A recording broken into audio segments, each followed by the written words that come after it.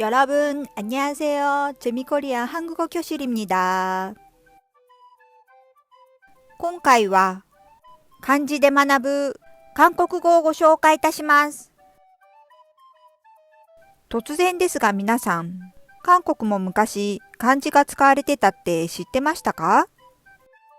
その昔、日本と同様中国から漢字が伝わり、日本よりもはるか昔、紀元前2世紀頃から朝鮮半島では漢字が使われていたそうです。一方日本は5、6世紀、古墳時代から漢字が使われ始めたそうです。今回ご紹介する漢字は、金です。日本特有の読み方、訓読みは、近いというのに対し、朝鮮固有の単語、固有語は、かっかったと言います。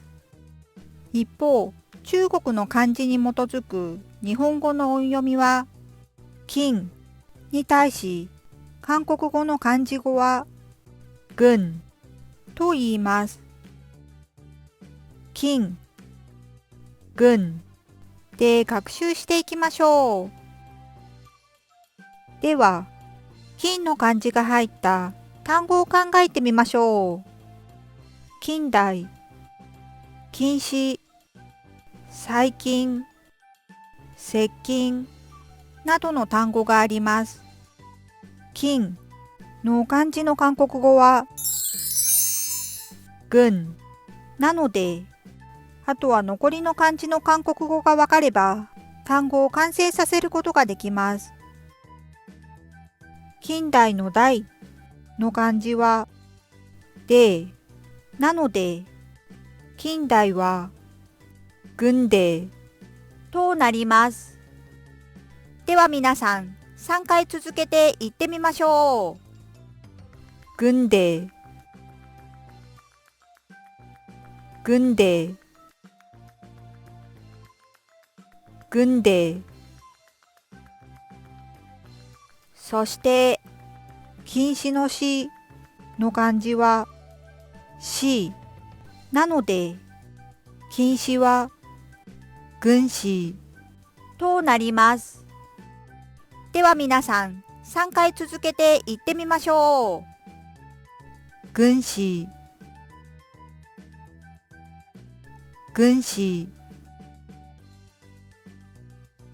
軍止。そして、最近の際の漢字は、チェなので、最近は、チェ軍となります。では皆さん、3回続けて言ってみましょう。チェ軍、チェ軍、チェ軍。そして、接近の節の漢字は、ジョブなので、接近は、ジョブ君となります。では皆さん、3回続けて言ってみましょう。ジョブ君、ジョブ君、ジョブ君。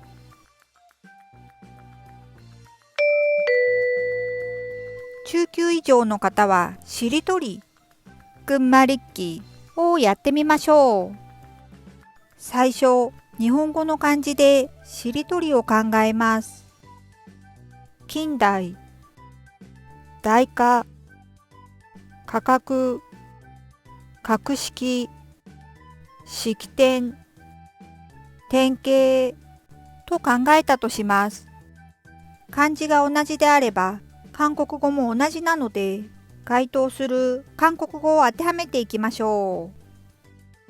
軍で、대가、가격、격식、식전、전형。このように日本人の特性を生かして芋づる式に単語を増やしましょう。今回のレッスンはここまで。最後にいいねとチャンネル登録を。잘 부탁드립니다。チェミコリアン韓国語教室でした。